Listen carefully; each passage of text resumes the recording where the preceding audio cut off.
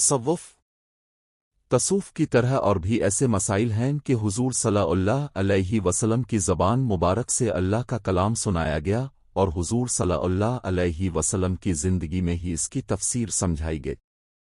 اس کے بعد حضرت مولا علی، صحابہ کرام اور ائمہ کرام اب ان میں سمجھنے سمجھانے اور تفسیروں میں اگر کوئی خود سے شک کی نگاہ سے دیکھے اور اپنے ہی مطلب نکالے تو یہ اصولی طور پر کسی کو روک ٹوک نہیں ہے۔ جنہوں نے یہ تفسیر لکھی وہ امام بن گئے، عالم بن گئے۔ مصنف فرماتے ہیں تصوف کو سمجھنا ایسے ہے جیسے اللہ تعالیٰ کے حکم کے مطابق قدرت کی فطرت کے عین مطابق سورج کا نکلنا ہے اور اس سے کائنات میں زمین پر سورج کی کرنیں ڈالنا ہے۔ اس کے اندر کیلشیم بھی ہے اور پتہ نہیں اس کے اندر زندگی بخشنے والی کتنی آکسیجن ہے۔ تو مثال کے طور پر یہ کہ زمین پر خربوزے کی بیل لگی ہے تو سورج کو بھی پتہ نہیں ہے کہ میری کرنوں سے خربوزہ کیا حاصل کر رہا ہے اور سیب کا پیڑ اس سے کیا حاصل کر رہا۔ تربوز اور خربوزے میٹھے کس چیز سے ہو رہے ہیں؟ نہ خربوزے کو پتہ ہے کہ میں سورج سے کیا حاصل کر رہا ہوں اور نہ سورج کو پتہ ہے۔ ہے ایک تیسری آنکھ، بصیرت، جو دیکھ رہی ہے وہ اس پورے نظام کو مکمل دیکھتی ہے اور سب حساب لگا سکتی ہے کہ سورج کی ان کرنوں میں کیا تھا اور زمین کے اندر سے یہ مٹھاس کیسے آئی۔ یہ تیسری آنکھ والا زمین اور سورج سے بننے والی سے چیز کو پہچان رہا ہے اور وہ جو کلام اپنی زبان سے پڑھ رہا ہے وہ اس کے ذائقے اور اس کے تمام فوائد وٹامنز کو اپنے اندر سما رہا ہے، یعنی وہ اس سے خود ہی محظوظ ہو رہا ہے۔ قطعات کی حیث کیفیت میں یہ سب چیزیں ماحول میں اچھے والا ہو یا نچلا، وہ بندہ باقاعدہ بات کرے گا، یعنی یا وہ مثبت بات کرے گا یا منفی، اور اس کی بات کی مثبتی تب ظاہر ہوگی جب اس کی نیکی میں شیخی نہ ہو اور وہ خلوص سے عمل کرے گا۔ وہ جو بھی بات کرے، مثبت ہو یا منفی، یہ اس صوفی کا ایسا باطنی یقین ہے جسے کوئی نہیں جھٹلا سکتا۔ اس سے یہ علم یقین ہے کہ واقعی جب سورج کی کرنوں نے اپنا کام دکھایا تو مٹی میں جان آ گئی، اور جب زمین کی مٹی نے اپنا اثر دکھایا تبھی خربوزہ میٹھا اور بڑا ہوا۔ یہ اس کے اندر کا عین الیقین ہے۔ اس لیے وہ جو بھی نعرہ لگائے، چاہے وحدت الوجود کا نعرہ ہو یا وحدانیت کا، وہ اپنی جگہ صحیح ہے۔ یہ وجدانیت کی وہ کیفیت ہے جس میں انسان خود کو دیکھتا ہے۔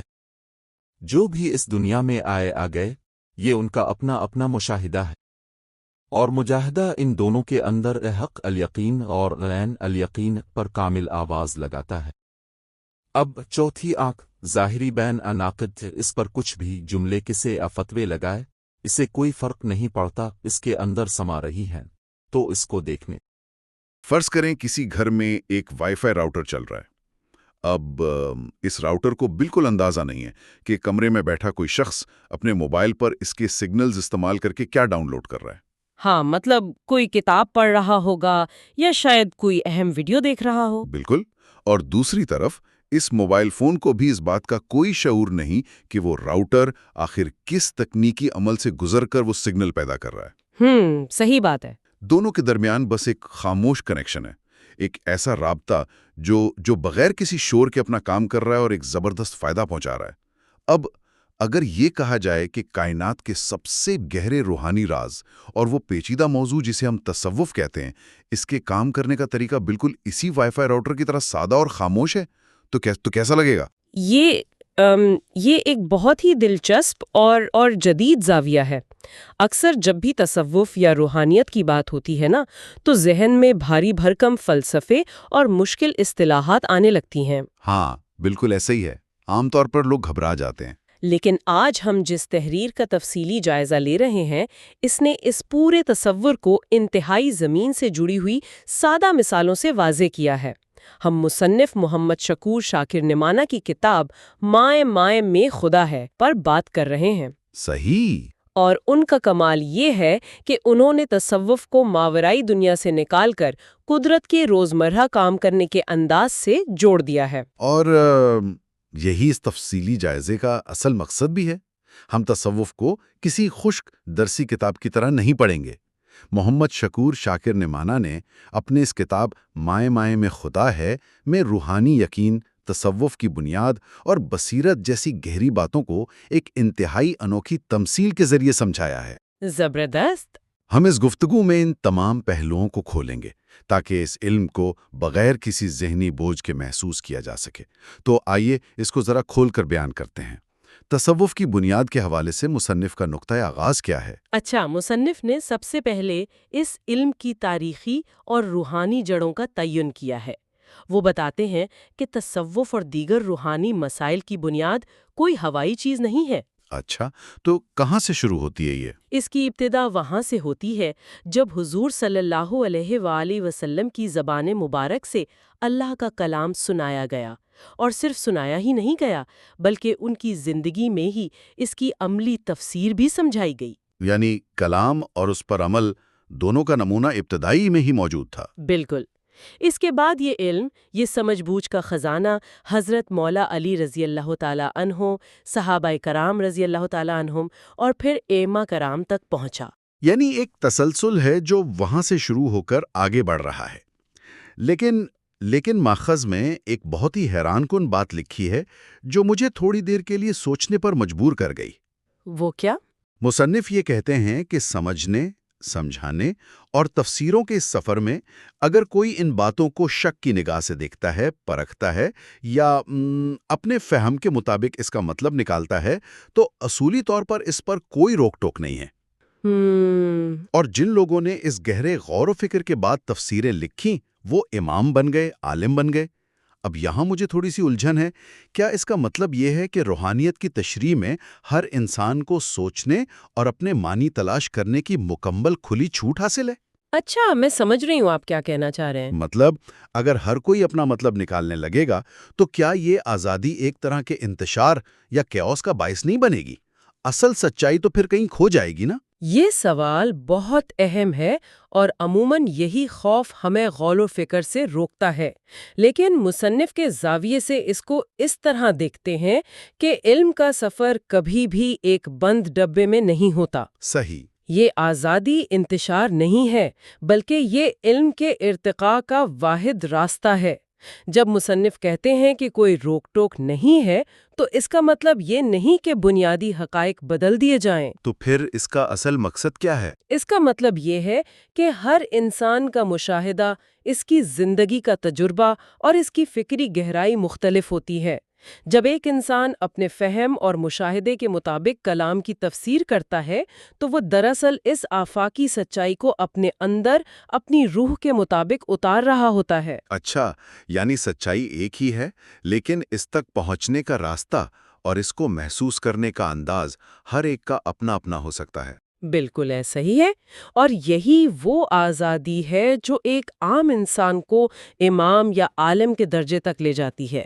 وہ لکیر کے فقیر نہیں بنتے بلکہ وہ اس کلام پر غور کرتے ہیں، سوال اٹھاتے ہیں۔ ہاں، سوال اٹھاتے ہیں اور اپنے باطنی مشاہدے سے ایک نیا فہم دریافت کرتے ہیں۔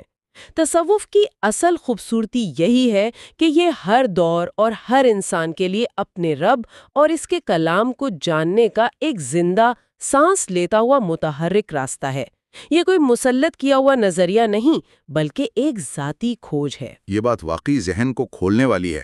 اس کا مطلب ہے کہ کھوج کا یہ سفر ایک انتہائی ذاتی اور خاموش عمل ہے، اور اسی خاموشی کو سمجھانے کے لیے کتاب مائے میں خدا ہے میں مصنف نے قدرت کے نظام کی ایک ایسی مثال دی ہے جو میری نظر میں اس پورے تصور کی جان ہے۔ ہاں، وہ خربوزے والی مثال۔ بالکل، میں چاہوں گا کہ اس مثال کو ذرا تفصیل سے سامنے لایا جائے۔ مصنف محمد شاکور شاکر نمایاں تصوف کو سمجھانے کے لیے زمین، سورج اور ایک پھل کی انتہائی شاندار تمثیل پیش کرتے ہیں۔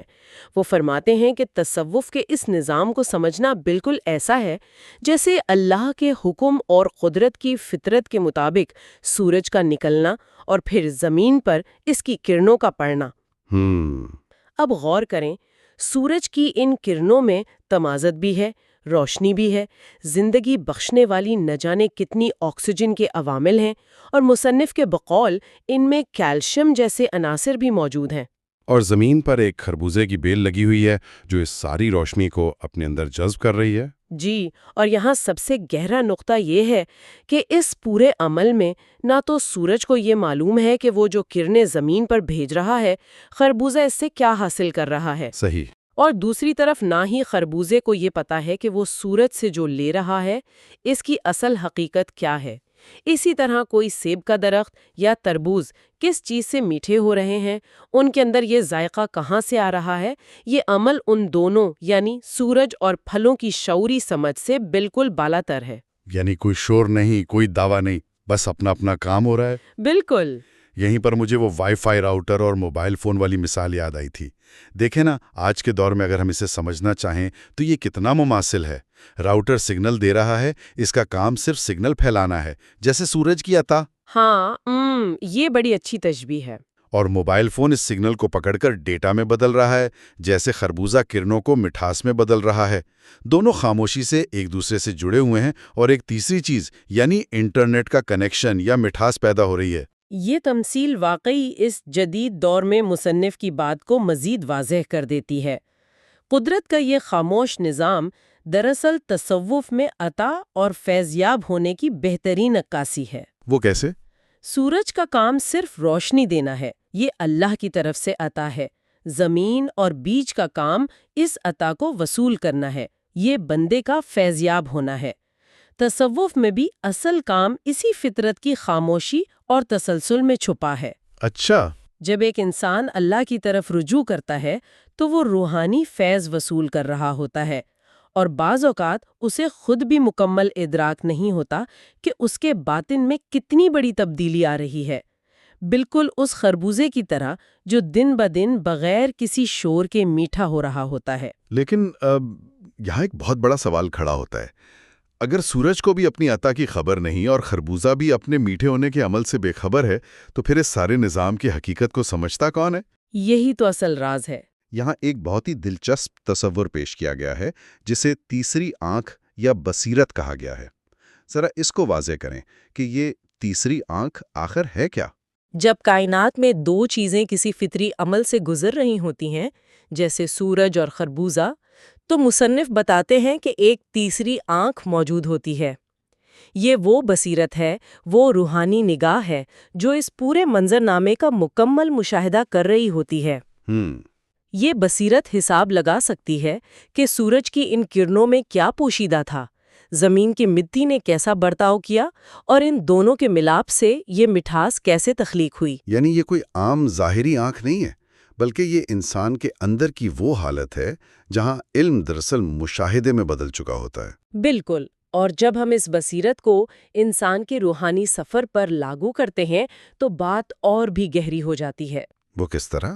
مصنف کے مطابق جب ایک بصیرت والا شخص اپنی زبان سے کوئی کلام پڑھتا ہے تو وہ محض الفاظ کی ادائیگی نہیں کر رہا ہوتا، اس کی یہ تیسری آنکھ اس کلام کے ذائقے، اس کی تاثیر اور اس کے روحانی فوائد کو، جسے مصنف نے تمثیلی طور پر وائٹمنز کہا ہے، پوری طرح پہچانتی ہے۔ واہ!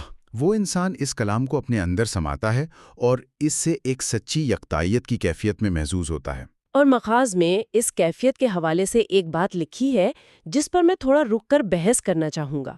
اس میں لکھا ہے کہ اس یکتائیت کی کیفیت میں چاہے اس کے ارد گرد کا ماحول کتنا ہی اچھا ہو یا انتہائی نچلے درجے کا ہو، وہ بندہ باقاعدہ اور درست بات کرتا ہے۔ صحیح، وہ جو بھی بات کرے، چاہے مثبت ہو یا منفی، اس کی بات کی مثبت یا تبھی ظاہر ہوتی ہے جب اس کی نیکی میں شیخی یعنی دکھاوا نہ ہو۔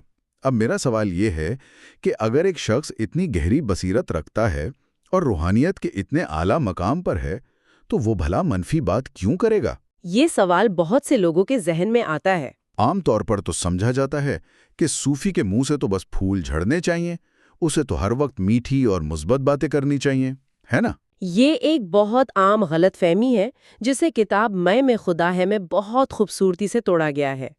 ہمیں یہ سمجھنا ہوگا کہ دنیا کے نزدیک مثبت اور منفی کے پیمانے بہت سطحی ہوتے ہیں۔ اچھا۔ مصنف محمد شاکور شاکر نمانہ جو نقطہ سمجھا رہے ہیں وہ یہ ہے کہ صوفی کا کام صرف میٹھی باتیں کرنا نہیں ہے، اس کا کام سچ بولنا ہے، اور سچ بعض اوقات دنیا والوں کو بہت کڑوا، چبھتا ہوا یا منفی لگ سکتا ہے۔ صحیح۔ یعنی سچ ہمیشہ میٹھا نہیں ہوتا۔ بالکل، اگر معاشرے میں ظلم ہے، منافقت ہے یا کوئی غلط کام ہو رہا ہے تو بصیرت رکھنے والا شخص اسے دیکھ کر خاموش نہیں رہے گا، وہ اس کڑوے سچ کو بیان کرے گا۔ اچھا، یعنی وہ اس لیے تنقید نہیں کر رہا ہوتا کہ اسے کسی کو نیچا دکھانا ہے، بلکہ وہ اس لیے بول رہا ہوتا ہے کیونکہ وہ اس نظام کی خرابی کو صاف دیکھ رہا ہوتا ہے۔ لیکن اس میں وہ جو شیخی یا دکھاوے کی شرط رکھی گئی ہے، اس کا کیا کردار ہے؟ وہ شرط ہی سب سے اہم ہے۔ مصنف کہتے ہیں کہ وہ کڑوی یا منفی بات بھی دراصل مثبت بن جاتی ہے اگر اس کے پیچھے کوئی ذاتی انا، دکھاوا یا شیخی نہ ہو۔ باطنی یقین اس کی بات میں ایک ایسی تاثیر پیدا کر دیتا ہے جسے کوئی جھٹلا نہیں سکتا۔ اس کے خلوص کی وجہ سے اس کی وہ بظاہر منفی لگنے والی بات سیدھی دلوں پر اثر کرتی ہے، کیونکہ وہ ساتھی جذبات سے نہیں بلکہ اس تیسری آنکھ کے خالص مشاہدے سے نکل رہی ہوتی ہے۔ یہ نقطہ واقعی بہت گہرا ہے، یعنی خلوصی وہ کسوٹی ہے جو الفاظ کی تاثیر طے کرتا ہے، اور جب یہ خلوص اور یقین اپنی انتہا کو پہنچ جاتا ہے تو ہم اس مقام پر آتے ہیں جسے مخاذ میں مختلف بھاری بھرکم اصطلاحات سے بیان کیا گیا ہے، جیسے عین الیقین، حق الیقین، وجدانیت، وحدت الوجود اور وحدانیت۔ ذرا رکیے، یہ سارے الفاظ سننے میں تو بہت ہی ثقیل اور بھاری لگتے ہیں، میں تو انہیں سن کر ہی گھبرا گیا ہوں۔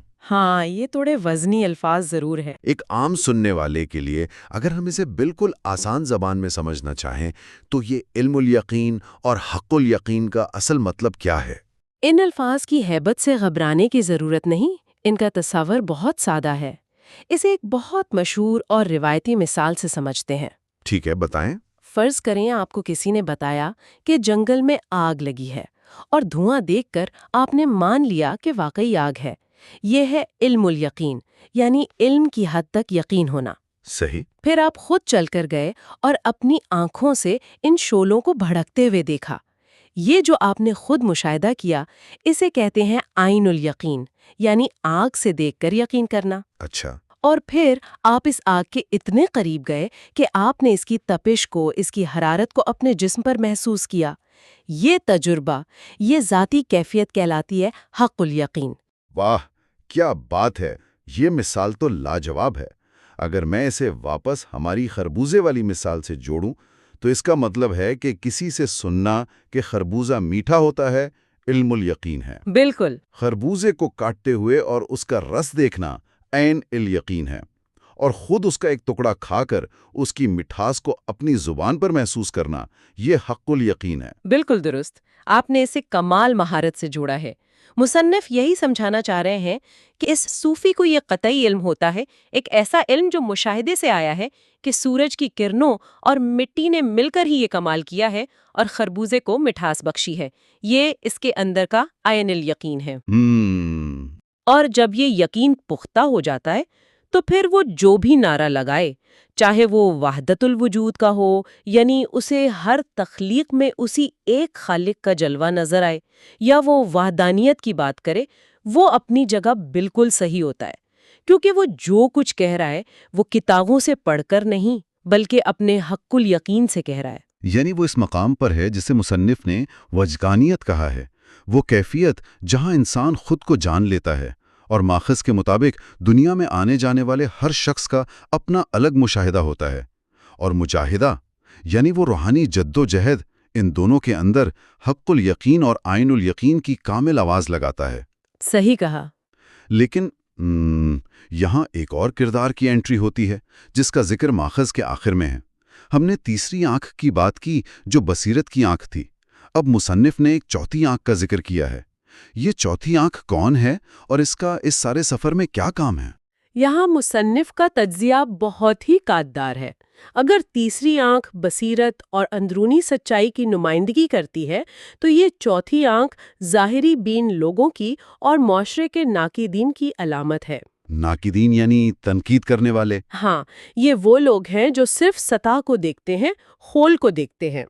یہ چوتھی آنکھ اس صوفی کی کیفیت کو، اس کے نعروں کو یا اس کی باتوں کو اپنی محدود اور ساتھی سمجھ کے مطابق پرکھنے کی کوشش کرتی ہے۔ اچھا، اگر میں آج کی زبان میں کہوں تو یہ چوتھی آنکھ وہ کامنٹ سیکشن کے ناقدین ہیں جو دور بیٹھ کر صرف تنقید کرنا جانتے ہیں، جنہیں حقیقت کا کوئی تجربہ نہیں ہوتا۔ یہ تشبیہ بالکل نشانے پر لگی ہے۔ یہ چوتھی آنکھ وہی کامنٹ سیکشن والے ہیں جو دور کھڑے ہو کر فتوے لگاتے ہیں، اور مصنف بہت خوبصورتی سے یہ بات سمیٹتے ہیں کہ اب اگر یہ چوتھی آنکھ یعنی ظاہری ناقد ان پر جملے کسے، ان پر طنز کرے یا ان پر کوئی فتویٰ بھی لگا دے تو اس صوفی کو اس سے کوئی فرق نہیں پڑتا۔ اس کا مطلب ہے کہ وہ کمپلیٹلی ان بادرڈ رہتا ہے۔ بالکل، اس کی پرسکون حالت میں کوئی خلل نہیں آتا۔ تو اس سب کا کیا مطلب ہے؟ اس کا سیدھا سا مطلب یہ ہوا کہ جب آپ نے خود پھل کا ذائقہ چکھ لیا ہے، جب آپ نے اس خربوزے کی مٹھاس کو اپنے اندر محسوس کر لیا ہے، تو اب اگر کوئی باہر کھڑا شخص جو صرف دور سے دیکھ رہا ہو یہ دعویٰ کرے کہ یہ پھل تو کڑوا ہے، تو آپ اس سے بحث نہیں کریں گے۔ آپ کو پرواہ ہی نہیں ہوگی۔ ہاں، آپ کو پرواہ ہی نہیں ہوگی کہ وہ کیا کہہ رہا ہے۔ آپ کا تجربہ، آپ کا حق الیقین اس کے ساتھی فتووں سے بہت بلند ہو چکا ہے۔ اور یہی وہ مقام ہے جہاں تصوف انسان کو مکمل باطنی آزادی عطا کرتا ہے۔ انسان ظاہری تصدیق کا محتاج نہیں رہتا۔ یہ گفتگو ایک بہت اہم سوال پیدا کرتی ہے، کیا ہم اپنی زندگیوں میں دوسروں کی تصدیق یعنی اسی چوتھی آنکھ کے پیچھے بھاگ رہے ہیں؟ کیا ہم اپنی توانائیاں اس بات پر ضائع کر رہے ہیں کہ لوگ ہمارے بارے میں کیا فتوے دے رہے ہیں، یا پھر ہم خود اپنے مشاہدے اور مجاہدے سے وہ عین الیقین حاصل کر رہے ہیں جہاں دنیا کا شور بے معنی ہو جاتا ہے؟ یہ واقعی اپنے آپ سے پوچھنے والا سوال ہے۔ تو اگر ہم آج کی اس گہری اور طویل گفتگو کو سمیٹیں تو ہم نے دیکھا کہ کس طرح مصنف محمد شاکور شاکر نعمانہ نے تصوف کو ایک کھلی تشریح کے سفر کے طور پر پیش کیا۔ بالکل۔ پھر ہم نے اس خاموش قدرتی نظام کو دیکھا جہاں سورج اور زمین بغیر کسی دعوے کے خربوزے میں مٹھاس پیدا کر رہے ہیں۔ اس کے بعد بصیرت کی وہ تیسری آنکھ آئی جس نے اس سچائی کا ادراک کیا۔ ہاں، اور بلا آخر بات اس عین الیقین پر آ کر مکمل ہوئی، جہاں ظاہری فتویٰ دینے والی ناقدین کی چوتھی آنکھ بالکل بے بس اور بے اثر ہو کر رہ جاتی ہے۔ صحیح۔ اس پورے تفصیلی جائزے کا نچوڑ یہی ہے کہ کتاب میں خدا ہے ہمیں بتاتی ہے کہ روحانیت اپنے ارد گرد پھیلے ہوئے فطری نظام کو گہری نگاہ سے دیکھنے اور خود کو پہچاننے کا نام ہے۔ یہ کوئی ایسی چیز نہیں جسے رٹا جا سکے، یہ تجربہ کرنے والی کیفیت ہے۔ اور یہی بات ہمیں آج کے آخری غور طلب خیال کی طرف لے جاتی ہے۔ سننے والوں کے لیے یہ پوائنٹ بہت اہم ہے۔ اگر روحانی یقین واقعی ایک ایسا پھل ہے جس کی مٹھاس صرف چکھنے سے محسوس ہوتی ہے، جیسا کہ ہم نے خربوزے کی تمثیل میں بار بار دیکھا، تو اگر سوچا جائے کیا ہم محض کتابیں پڑھ کر، دوسروں کی تشریحات سن کر اور لمبی لمبی فکری بحث کر کر کے سچی بصیرت پا سکتے ہیں؟ یہ سوچنے کی بات ہے۔ یا پھر ہمیں کتابوں سے باہر نکل کر خود اس تجربے کی دھوپ میں اترنا پڑے گا تاکہ وہ روحانی کرنیں براہ راست ہمارے اپنے وجود کو میٹھا کر سکیں؟ یہ وہ سوال ہے جو آپ کی اپنی تیسری آنکھ کے کھلنے کا انتظار کر رہا ہے۔